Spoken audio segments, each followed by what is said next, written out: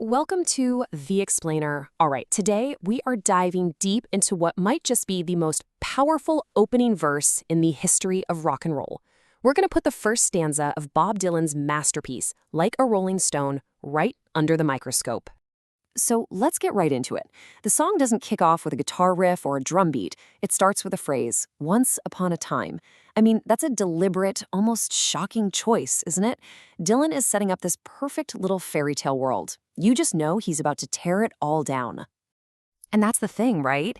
That's the absolute genius of his songwriting. In just this one opening stanza, he builds an entire narrative of a fall from grace.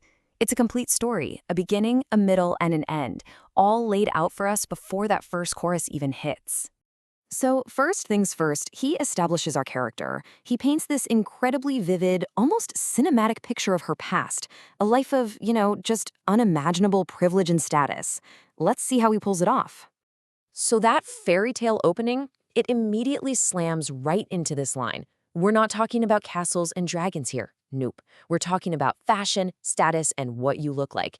This one little phrase tells you everything you need to know. This person was at the absolute top of the social ladder. Now this line, this is where it gets really interesting because it's all about the tone. This isn't some story about generosity. That little question at the end, didn't you? It turns the whole thing into an accusation. It wasn't charity, it was a performance, a condescending show of power. Just a tiny dime tossed from way up high to show how much better she was. But, of course, in any great story about a fall from grace, you've got to have that moment of hubris. And Dylan shows us that her perfect world wasn't nearly as solid as she thought. And worse, she had every single chance to see the cracks that were forming. I mean, the warnings couldn't get any more explicit. It's almost like a chorus out of a Greek tragedy, spelling out her doom. And even that word, doll, it's a little dismissive, isn't it? It kind of hints that people saw her as this fragile, decorative object even back then. So here it is, the crucial point, her arrogance. This line reveals everything. She was so insulated by her privilege, so totally convinced that she was untouchable, that she literally could not imagine ever being vulnerable. To her, these warnings were just a big joke. And that arrogance is what sets up this incredibly dramatic shift to her new, harsh reality.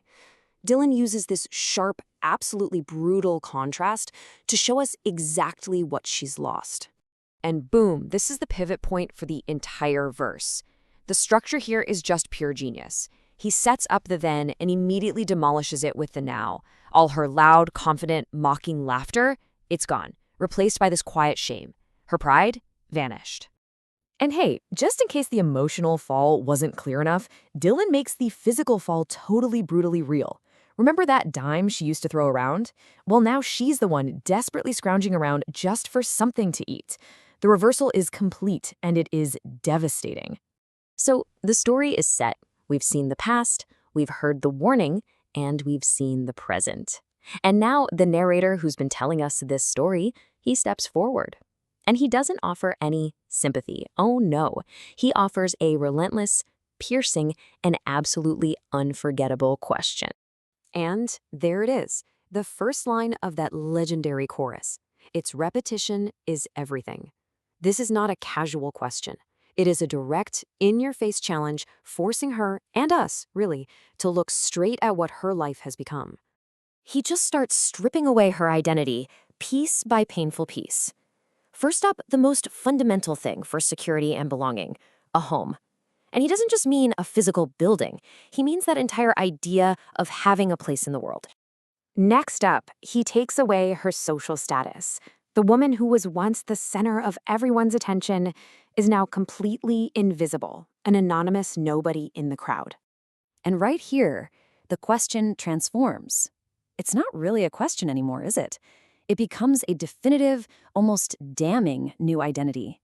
He's not just asking how it feels, he's telling her exactly what she is now.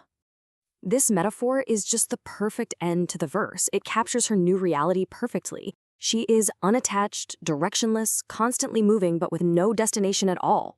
She has lost every single anchor to the world she once knew. So there you have it. In just a handful of lines, Dylan crafts this complete, devastating narrative. We literally go from a fairy tale princess to a cautionary tale of hubris. And we end with her stark new identity, a rolling stone.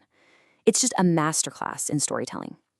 And the song leaves us with this final, powerful question that echoes long after the music stops. When you strip away all the fine clothes, all the pride, all the social status, what is actually left of a person? And yeah, how does it feel?